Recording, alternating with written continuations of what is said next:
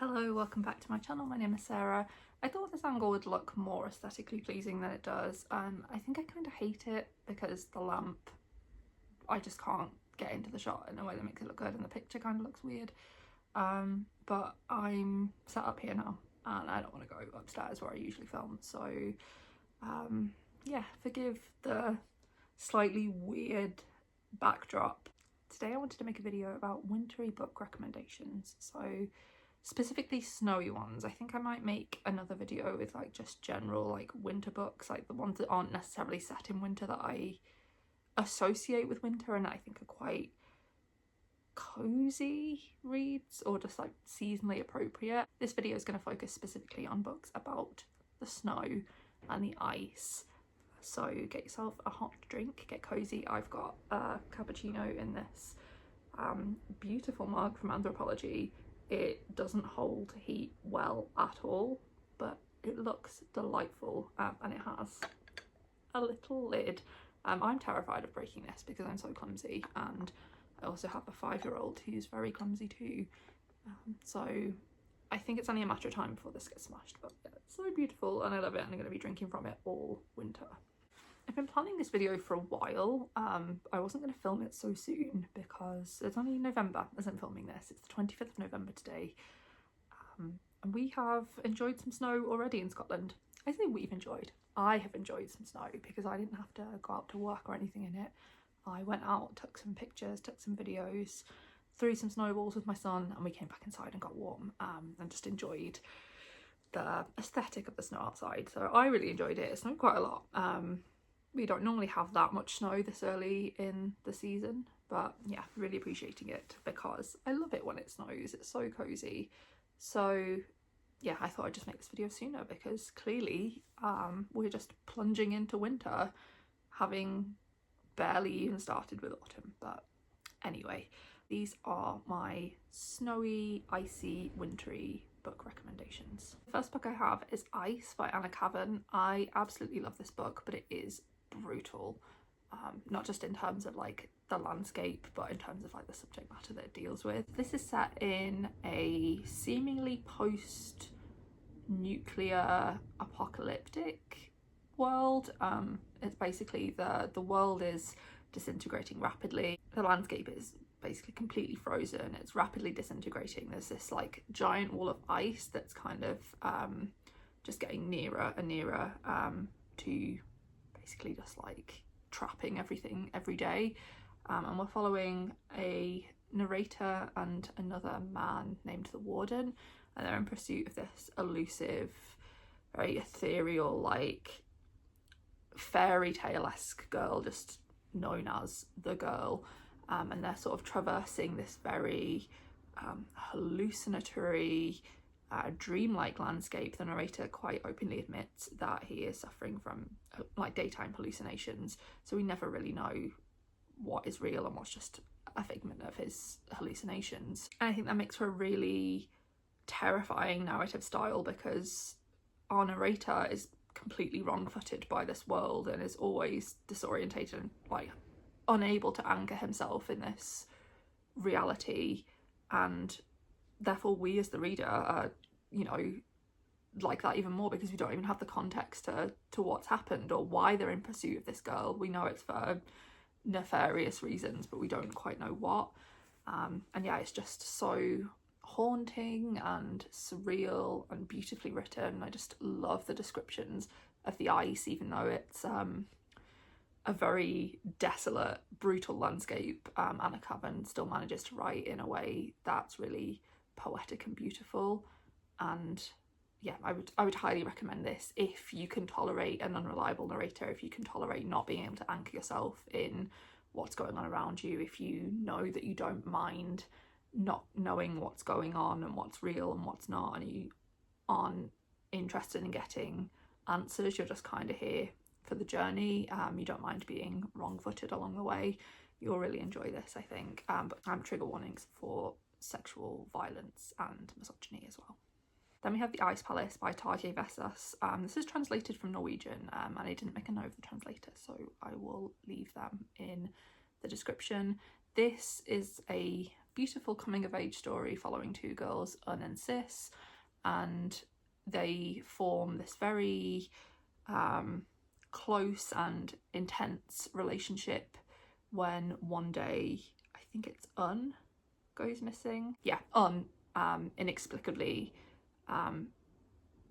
disappears. She wanders into this huge structure that's set in winter in Norway, and there's this like big sort of mass of ice that's formed, and it's known as the Ice Palace. It's very dangerous, full of like lots of caverns and places where you can get stuck, and she wanders in here and disappears, and it's following the devastation of that, and just Sis being just completely bereft that she's lost her best friend. There's kind of undertones of like, maybe this is more than a friendship for the two girls. It might be sort of like a sexual awakening kind of thing going on. But yeah, really beautifully written, and the structure of the Ice Palace itself was really beautifully written. And I used haunting to describe Anna Kavan as well. This is also haunting. I just think there's something just so haunting and spooky about ice, particularly like big ice structures like the ice wall in ice, and this big ice palace in the Ice Palace. So yeah, I just highly recommend that one. Then we have Moon of the Crusted Snow by Wald Geesig Rice. This is another post-apocalyptic thriller, I would say, following a community who lives on a range in northern Canada, and they live quite like a fairly rural, rustic life anyway. They're quite used to like living off the land and surviving like these very brutal, harsh winters. But one day their power is cut off. They don't have access to like internet or phone signal, and they basically don't know what's going on, and they're very sort of isolated in this community that's quite far removed from the rest of society. They have a feeling that something quite sinister has happened, but they're not really sure what, and people are dying as well. It's just not a great situation for them to be in. This panic starts to erupt, and they're worried about like food and rations and things like that. And then one day they encounter a white man from one of the cities who asks basically to come and stay with them for shelter and support, and they sort of reluctantly agree to allow him in to their community. And he's just a very sinister figure and wreaks havoc basically with these people in this post-apocalyptic setting in like the depths of winter. It's very ominous and spooky, with again really beautiful descriptions of snow and ice. Then we have a non-fiction book called Shadows on the Tundra. This is by a Lithuanian author whose name I don't want to try and pronounce. I tried to look it up, but I don't know how you pronounce their surname, so I'm just going to put it on the screen because I'm going to get it wrong otherwise, and I'll put the translator on the screen as well. So like I said, this is a piece of non-fiction, and it follows the author who, at the age of 14, her and her family are deported to from their native Lithuania to a labour camp in Siberia, and they spend quite a number of years there until Dalia escapes the Gulag when she's 21, and she returns to Lithuania, and she writes basically her memories of the awful things that happened to her and her family and others as well at these gulags. She writes it on scraps of paper and buries them in her back garden to hide them from the KGB essentially.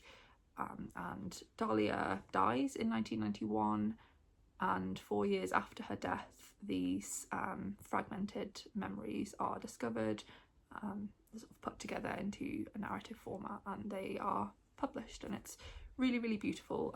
It's obviously a harrowing story, but Dalia was clearly a very gifted writer, and she just has such a beautiful way with words, and it's unfortunate that she never got to be able to make the decision to publish these memories herself, but I do think it's a very worthwhile read.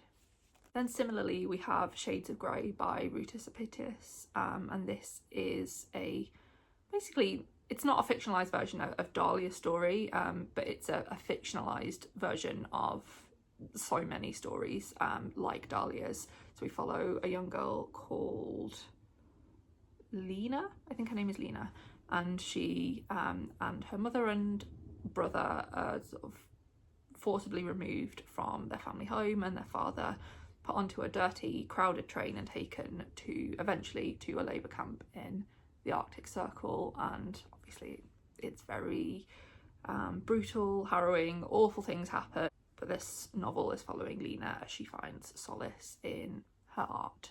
And yeah, again, really brutal, harrowing, but also very beautifully written, and one that I really highly enjoyed. Then we have I'm Thinking of Ending Things by Ian Reid.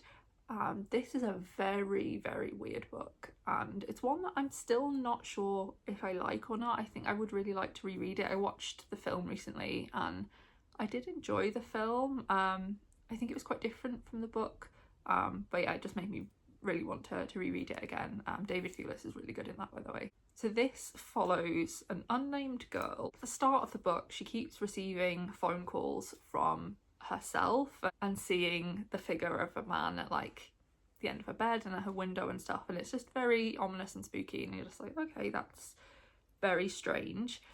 She's going on a road trip with her boyfriend Jake. She hasn't known Jake that long, they haven't been together very long, and she's going to meet his parents, and they're just like thinking of like basically cementing the relationship by her meeting his family, but she isn't sure that she actually wants to be with Jake. And throughout the whole trip she's thinking, I just want to break up with this guy, I shouldn't have come out to meet his parents. And they're driving through this snowstorm to meet his parents, who live in the middle of nowhere. They go and meet the parents, who are very weird. It's kind of like a bit like Get Out in terms of like the vibes of just how weird the parents are. It's not similar in terms of like the themes it deals with, but the parents are a bit like that. And yeah, then they leave and they're driving through this snowstorm, and Jake wants to take her to visit the school that he went to, and things get just really weird from there. I don't want to tell you any more than that. I would categorise this book as a horror. I thought it was not necessarily scary, but just very unsettling and really put me on edge, and the ending is like, it's something. I think this book will definitely divide people, but the reason I chose to include it is because of the snowy setting. Like, they're driving in the middle of a blizzard, and it's just, they're basically being cut off from civilization in the middle of a very heavy snowstorm, which is just like, it's so scary. Just that alone, even if nothing else happens, that is scary. So yeah, I think I enjoyed that one. Maybe you will, I don't know, but I do think the book is better than the film. Then we have Gingerbread by Robert Dinsdale. I've read a couple of books by Robert Dinsdale and actually really enjoyed them. I read this one and The Toymakers. I'm going to focus on Gingerbread in this video because it's specifically set in a snowy forest, but The Toymakers is a really good one to read in the run-up to Christmas. It's set in a toy shop throughout the years, and the toy shop opens sort of when the first snow falls and closes when the snow melts. Yeah, it's just a very nice one to read at this time of year, I think. But I'm going to talk about Gingerbread, which is a quite harrowing story, really. We're following a young boy who has recently become orphaned. He now lives with his grandfather, and his mother made him promise to always stick by and look after his grandfather after she died. And they are going on a journey into the snowy forests in Belarus to scatter her ashes, because she's always wanted to essentially be laid to rest in the forest where she grew up. So they go on this journey, again, like a very harsh, wintry climate, and the boy's granddad is telling him stories to start with, and they start being like magical folktale stories, and gradually he begins to weave in sort of tales from his own past that are quite traumatic. And as they get deeper and deeper into the forest, the stories become more and more sinister. We end up with this boy who's made a promise to his mother never to abandon his grandfather, with a grandfather who is grief-stricken and clearly traumatised and just slowly starting to unravel. And again, very beautifully written, very seasonally appropriate, but yeah, a very depressing story. There's a theme throughout the books I've picked. We don't really get happy snow stories. They're brutal and harrowing. That's the category of literature I like. And we have 3 Hours by Rosamund Lupton, and this is a thriller book set in a rural school in Somerset during a blizzard, and the school is under siege by a gunman, and it's following lots of different perspectives of what's happening over those 3 hours that the school is sort of under siege. I really liked this. Some people really didn't like it. I did. I thought it was really well done. But yeah, definitely one of the best thrillers that I've ever read, I would say. Then we have Life After Life by Kate Atkinson, which is one of my favourite books of all time. I've read it several times and I just love it so much.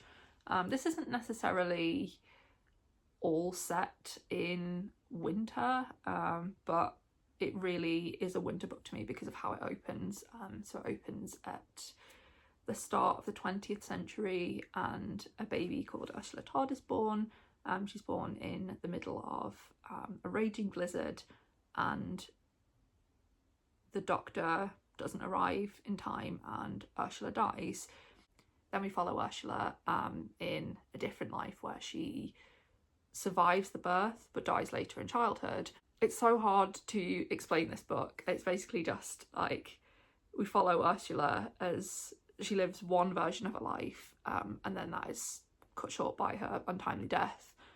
And then we'll start again. We'll go back to the beginning where she is born in the middle of the blizzard. She survives, and life continues in sort of almost the same way, but it will change very slightly to affect the circumstances of her death. So now maybe she dies when she's a little bit older, and we just keep going like that until she becomes older and older as she dies.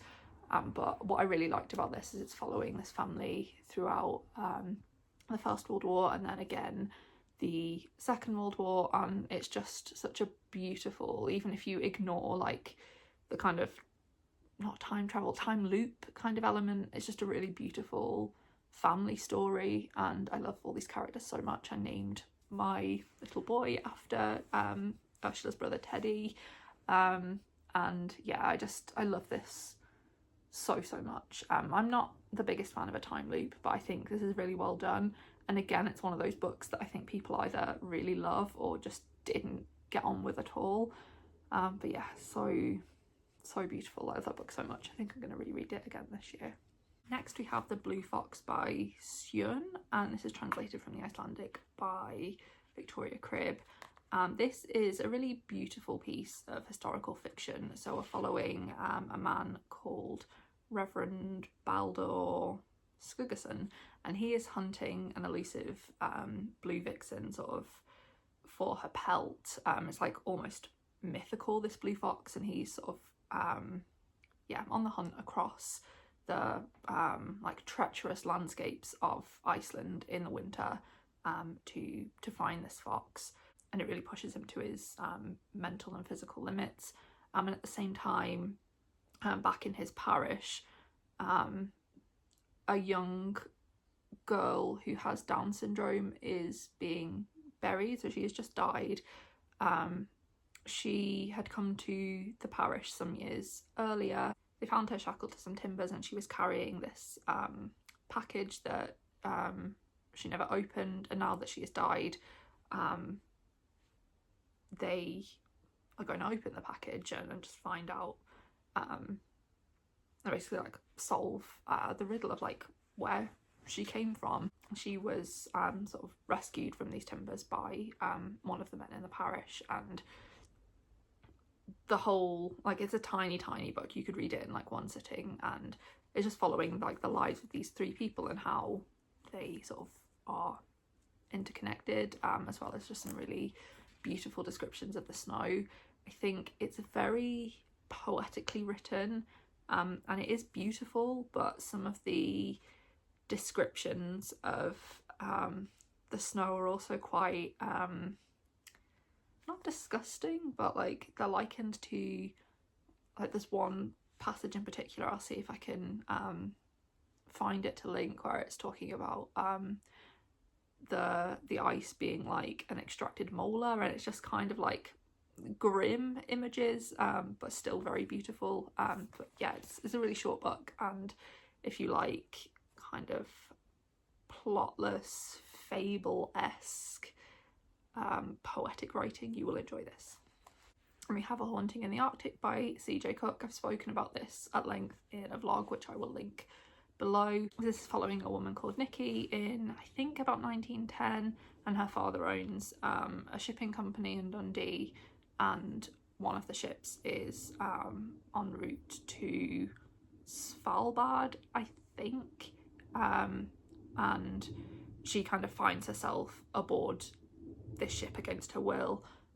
Turns out her father isn't a very nice person, and she is subject to some like really harrowing physical and sexual abuse on this ship.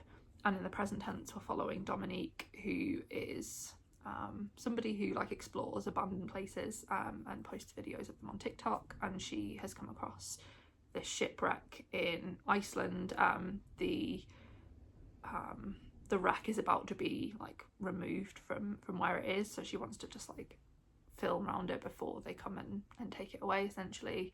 And while she's there, she meets a group of other explorers who are doing kind of the same thing, but some very sinister things are happening. There's like a ghostly presence there, and Dominique is acting in ways that are maybe a bit strange, that she's maybe not entirely in control of. And it's an exploration of female trauma, as CJ Cook's books often are. But yeah, it's a obviously Arctic setting, lots of snow and barren landscapes, and beautiful haunting descriptions of snow and ice. Then we have Drive Your Plough Over the Bones of the Dead by Olga Tokarczuk, and this is translated by Antonia Lloyd-Jones, I think. I'll link it down below. This is following a woman in a remote village in Poland. She's called Janina. She is an elderly woman who is not really taken seriously. She lives in this village where it's very bustling and lively in the summer, when like people come from the city to their holiday homes, and then in the winter, when this is set, it becomes very desolate and gloomy, and there's basically nobody around. Janina's closest neighbours are quite a long walk away, and men in this village start turning up dead, like brutally murdered, and Janina takes it upon herself to solve the murders. But yeah, it's a very like barren, wintry setting, and it's kind of a thriller, kind of a noir. It's not a thriller in the sense that it's very plotty and pacey. It's definitely more of a literary thriller, but yeah, it's definitely worth it. It's my favourite Olga Tokarczuk that I've read so far. And lastly, I'm going to recommend Frankenstein, which I know everybody recommends for the spooky season. I think it's more of a wintry book. I read it recently when I went to Switzerland. We'll link that below as well. But this book opens with Captain Walton, who is telling the story of how he met Victor Frankenstein on an expedition to the North Pole, and there are lots of beautiful descriptions of the snow.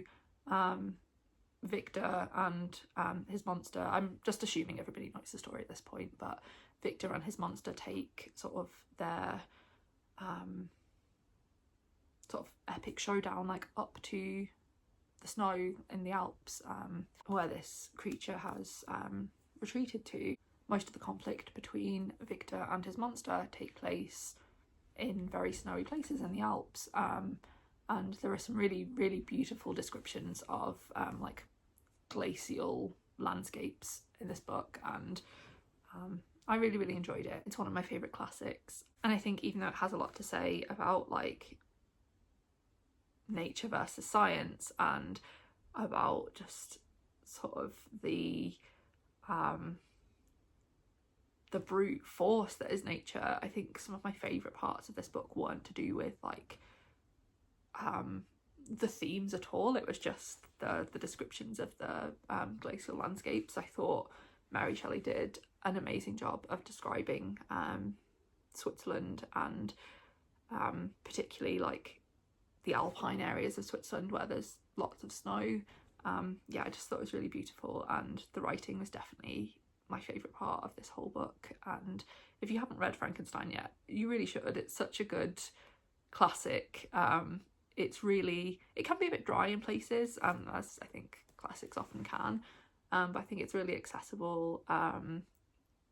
It's quite pacey and exciting even now, even though you know kind of the story. And yeah, it's just one that I'd really recommend. I think I could go on for ages about snowy books. I just love books that are set in the winter and in like the snow and the ice. But I'm going to stop now because you can probably hear I am in desperate need of a drink that isn't a cappuccino. I'm going to go and get a glass of water.